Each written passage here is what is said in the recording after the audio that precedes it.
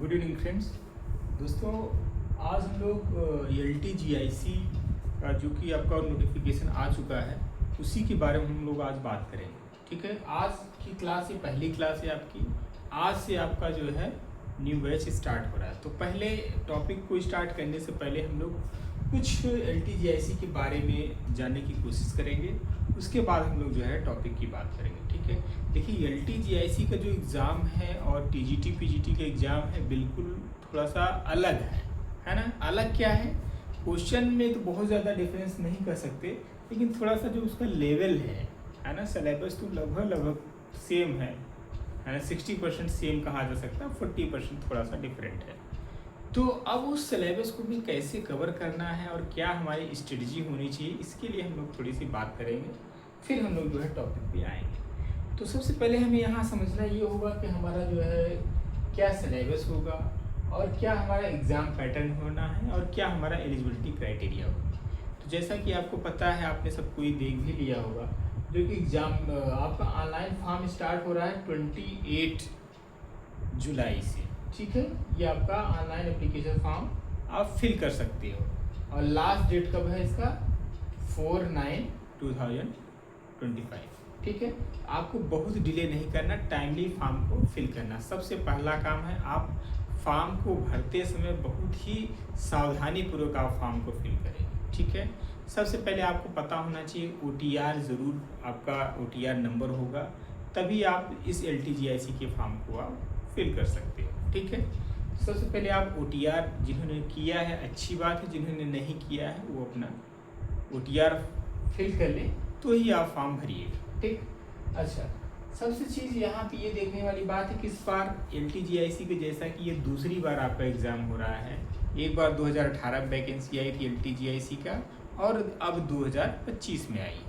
2018 में जब LTGIC की जो पेपर हुआ था, केवल इसमें एक ही पेपर हुआ था, वहाँ पे प्री मेंस नहीं हुआ था। ठीक है, प्री हुआ था जिसमें से आपका 2 घंटे का पेपर था। 2 घंटे में आपका 150 क्वेश्चन आए थे। 150 में 30 क्वेश्चन GS के थे और 120 क्वेश्चन के सब्जेक्ट से रिलेटेड है।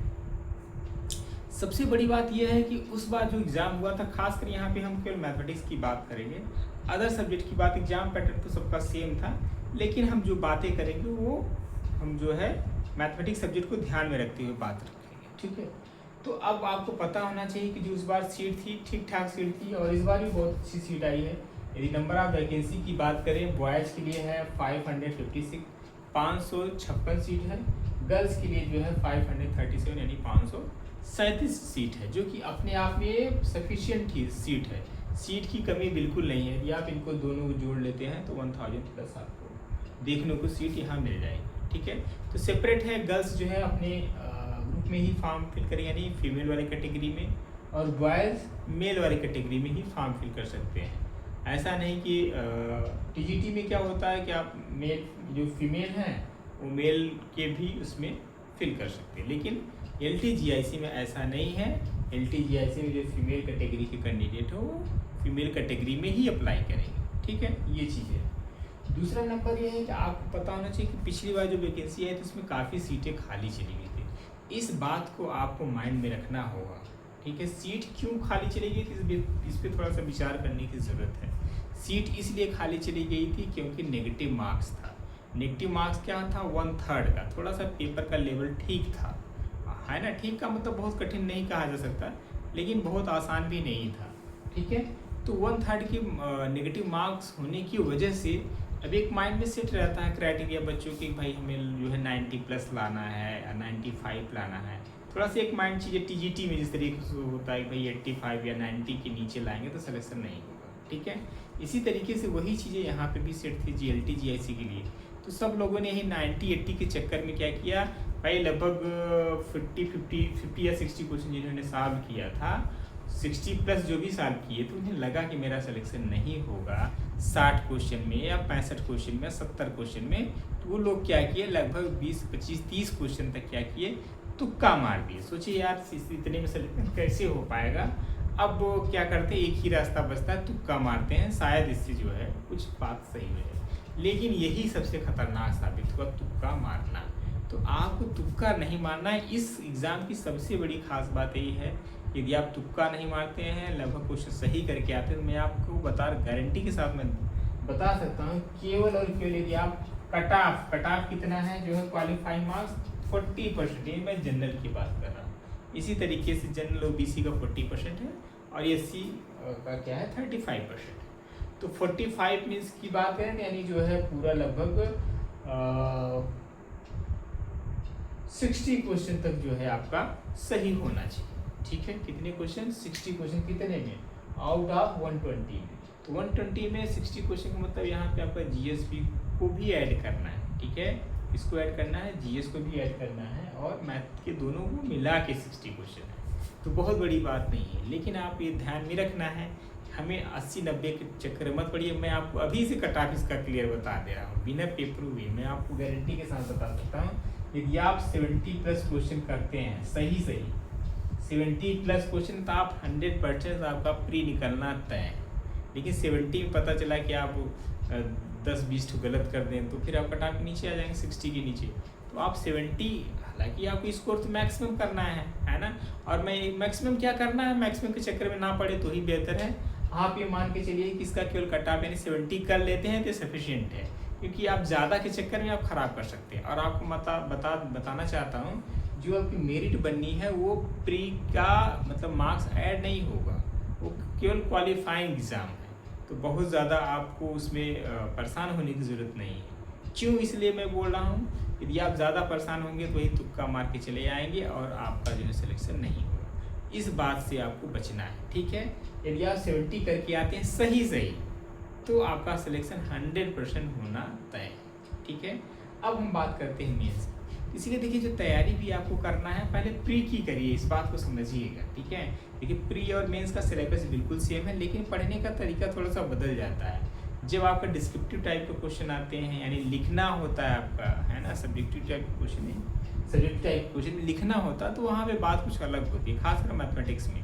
लेकिन जब MCQ टाइप होते हैं तो वहाँ पे आप चीज़ें शॉर्ट ट्रिक का भी यूज़ करते हैं और एलिमिनेशन मेथड और ऑप्शन में भी आप सब्स्टिट्यूट करके कुछ वैल्यू इस तरीके से करने की कोशिश करते हैं, जो कि बहुत यूज़फुल होता है, आप आसानी से कर सकते हैं।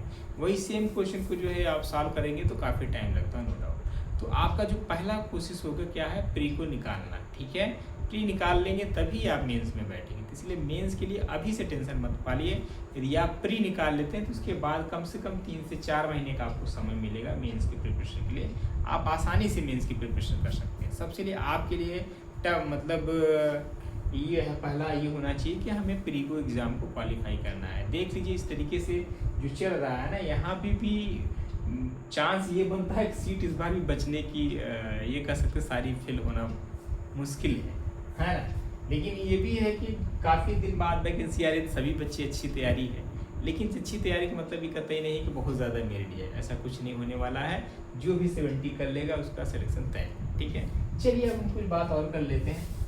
अब मेंस की बात करें कि मेंस में क्या आपका एग्जाम पैटर्न होना है, तो उसमें आपका 20 क्वेश्चन आना है, जो कि 2 सेक्शन होंगे। पहला सेक्शन ए होगा जिसमें 10 क्वेश्चन आने हैं, दूसरा सेक्शन बी होगा उसमें भी 10 क्वेश्चन आने हैं। सेक्शन ए में जो 10 क्वेश्चन होंगे सारे, यानी पर क्वेश्चन कितने होंगे, 8 मार्क्स के होंगे। ठीक है, जो section B long question type मतलब प्रॉब्लम होंगे, वहाँ पे 20 क्वेश्चन 20 मार्क्स के होंगे। ठीक है, कितने होंगे, 20 मार्क्स का एक क्वेश्चन होगा, यानी लॉन्ग क्वेश्चन होगा। तो 20 का ये और 10 क्वेश्चन होंगे, 20 मार्क्स का 1 क्वेश्चन, इट मीन्स 120 मार्क्स यहाँ यानी लॉन्ग का हो जाएगा और 80 मार्क्स का जो है 60 क्वेश्चन हो जाएगा। तो टोटल जो है मेंस आपका होगा 200 नंबर का होगा। टाइमिंग ध्यान रखना है, प्री में टाइमिंग आपका 2 घंटे का होगा और मेंस में टाइमिंग क्या है, 3 आवर। इसी के दम पे आपका सिलेक्शन होना है। ठीक है, मेंस के दम पे। लेकिन मेंस के दम पे मेरिट बनेगी और सिलेक्शन के लिए तो प्री भी निकालना जरूरी है। जब तक प्री नहीं निकालेंगे तो मेंस में आप पहुंच ही नहीं सकते हैं। ठीक है, तो ये चीज़ का ध्यान रखना, आपका क्वालिफाई ध्यान रखना। मेंस में भी 40% है, जो मैंने बात अभी बोली कि सीट इस बार भी खाली जा सकती है, तो इसमें कुछ कहा नहीं जैसे तो बिल्कुल जा सकती है। क्यों, इसमें देखिए रीज़न क्या है, 40% यहाँ पे तो कर ही दिया है ना प्री में, मेंस में भी कर दिया कि 40% आपका होना ही चाहिए। ठीक है, तो इसलिए आपको बड़ी सावधानी से आपको प्रिपरेशन करनी होगी। हाँ, ये बिल्कुल नहीं कहा जा सकता है कि टफ है, ऐसा कुछ नहीं है। सिलेबस टीजीटी पीजीटी से भी काफ़ी छोटा है। आसानी से आराम से 4 महीने में आप जम के मेहनत करेंगे तो आसानी से आप निकाल सकते हैं, बहुत कुछ बड़ी बात नहीं है। और ख़ासकर मैं ये भी आपको बताना चाहता हूँ कि भाई जो जीआईसी है ना, जीआईसी का एग्ज़ाम हुआ, केवीएस का एग्ज़ाम हुआ, एनवीएस का एग्ज़ाम हुआ, एमआरएस का एग्ज़ाम हुआ, ये सारे जो एनसीईआरटी के पैटर्न को फॉलो करते हैं, ठीक है। जैसे कि टीजीटी पीजीटी की बात करें तो ज़्यादातर क्वेश्चन कहाँ से उठते हैं, जो आपकी यूपी बोर्ड की ओल्ड 6 बुक हुआ करती, ज़्यादातर क्वेश्चन वहाँ से ले लेते हैं, ठीक है। लेकिन यदि आप पिछले साल का पिछले साल इन द सेंस यानी 2018 के एलटी का पेपर देखें तो काफ़ी क्वेश्चन है जो है आपके डिट्टो एनसीईआरटी की बुक से आ गए थे, ठीक है। इसीलिए आप यदि मैं बुक की बात करूं तो आपके लिए एनसीईआरटी तो रखना ही रखना है, ठीक है। एनसीईआरटी रखना है पहला नंबर। दूसरा नंबर आरडी शर्मा या आप जो भी एनडीए की बुक वगैरह यदि आपके पास होगी, एनडीए या जेई की बात करें, जेई वगैरह की है ना, आईआईटी जेई की एडवांस लेवल की है तो बहुत अच्छी बात है, ठीक है। कोई भी पीवाईक्यू भी आप ले लेंगे, उसको भी कर लेंगे तो भी अपने आप में सफिशिएंट है, ठीक है। और इसके बाद मैं थोड़ा सा सिलेबस की बात कर लेता हूँ आपके सामने। जो मेजर टॉपिक हैं ये आपके जो है एलटीजीआईसी के सिलेबस है। पिछले साल के सिलेबस और इस साल के सिलेबस में कोई बहुत डिफरेंस नहीं है। कुछ टॉपिक यहाँ पे जो स्टैटिस्टिक्स एंड प्रोबेबिलिटी है उसमें कुछ बेसिक मैथमेटिक्स आ गई हो भी क्लास 10th लेवल की, ठीक है। क्लास 9th का जैसा कि मेंसुरेशन है, ये कुछ चीज़ें नई ऐड हो गई, जो थ्योरम से उस पर जो है ट्रायंगल वगैरह पे बेस्ड, वो सारी चीज़ें 2-3 एक्सरसाइज कर सकते हैं, 2-3 चैप्टर कर सकते हैं, वो ऐड ऑन हुई है इस बार एलटीजीआईसी। उस बार वो चीज़ें क्लास 9th के जो मेंसुरेशन हुआ करते थे चैप्टर, वो सब नहीं था, लेकिन इस बार तो पहला है आपका अलजबरा, है ना। अलजबरा में आप क्या क्या पढ़ेंगे, पूरा क्लास 11-12 का जो भी आप AP GP HP matrix determinants है ना, परम्यूटेशन कॉम्बिनेशन है ना, ये सारे पार्ट अलजबरा का। अलजबरा में देखिए 2 चीज़ें, अब फिर अस्ट्रक्ट अलजबरा की बात भी हो जाती है यहीं पे, जो आप ग्रेजुएशन में पढ़ते हैं। देखिए यहाँ पे ये है कि ग्रेजुएशन का पार्ट भी शामिल है एलटीजीआईसी में। ग्रेजुएशन का जो सिलेबस है उससे भी क्वेश्चन जरूर पूछे जाएंगे, ठीक है। टीजीटी पीजीटी की बात करें तो वहाँ पे ज़्यादातर क्या आता था, आपका ग्रुप थ्योरी से क्वेश्चंस आ जाते थे और रियल एनालिसिस के कुछ क्वेश्चंस हुआ करते थे सीक्वेंस सीरीज की।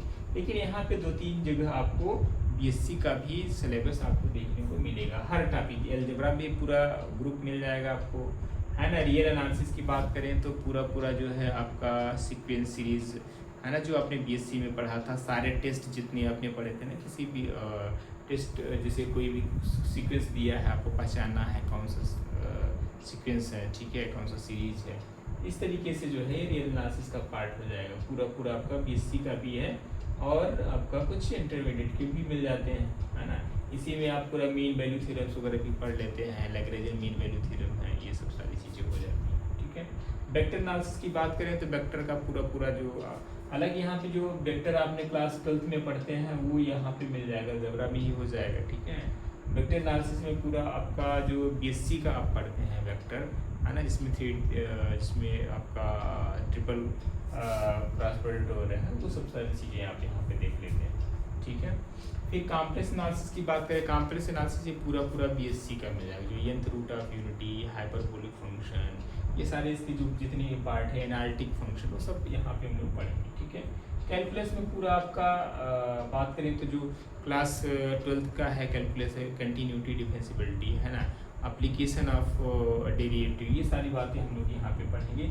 और कुछ बीएससी का भी क्वेश्चन जो पार्शियल डिफरेंशियल इक्वेशन है वो भी आपको यहाँ पे देखने को मिल जाएगा। तो हर टॉपिक में दोनों चीज़ें मिलेंगी, यानी ग्रेजुएशन लेवल का भी मिल जाएगा आपको और इंटरमीडिएट का भी मिलेगा, ठीक है। फिर ज्योमेट्री की बात करें तो ज्योमेट्री पूरा जो आपने पढ़ा है, स्ट्रेट लाइन है आपका, सर्कल है, एलिप्स है, हाइपरबोला, ये सारी चीज़ें आपको यहाँ पे देखने को मिलेगी ज्योमेट्री। स्टैटिक्स और प्रोबेबिलिटी में, स्टैटिक्स में पूरा जो आपका क्लास 10th में मीन मीडियन मॉड पढ़ती है, ये सब आपको देखने को मिलेगा। और प्रोबेबिलिटी आपका जो है, जो भी क्लास 11-12 लेवल का पूरी प्रोबेबिलिटी है वो आनी, मल्टीप्लिकेशन थ्योरम ऑन प्रोबेबिलिटी, ये सारी चीज़ें आपको देखने को मिल जाएगी। बेस थ्योरम वगैरह नहीं है, नाम नहीं दिया है इस बार, ठीक है, लेकिन मल्टीप्लिकेशन थ्योरम ऑन प्रोबेबिलिटी, ये सारी चीज़ें आपको देखने को मिलेंगी। ये सारा जो है एक मैं आउटलाइन आपको दे दिया सिलेबस का कि आपको LTG की ये सारा सिलेबस होना है। बुक की बात भी मैंने कर लिया, यहाँ पे आप देख सकते हैं NCERT है, RD शर्मा है, NDA और IIT JEE की कोई भी एक बुक आप मार्केट में जाके ले लेंगे तो उसका लेवल जो है लगभग मैच करता है, वहाँ से आपको काफ़ी क्वेश्चन देखने को मिल जाएंगे। ठीक है, और प्रैक्टिस तो आपको यहाँ पे हम कराएंगे ही कराएंगे। ठीक है, तो आई थिंक ये सारी चीज़ें आपके माइंड में सेट हो गई, किस तरीके से हमें पढ़ाई करनी होगी, कैसे हमारा एग्ज़ाम को जो है हम लोग क्वालिफाई कर सकते हैं। ठीक है, तो बस आज के लिए इस वीडियो में इतना ही रखते हैं। नेक्स्ट क्लास से जो है हम लोग कोई एक टॉपिक स्टार्ट करेंगे और उस पर हम लोग जो है बात करेंगे। ठीक है, तो आज की इस वीडियो में इतना ही, नेक्स्ट क्लास में मिलते हैं, धन्यवाद।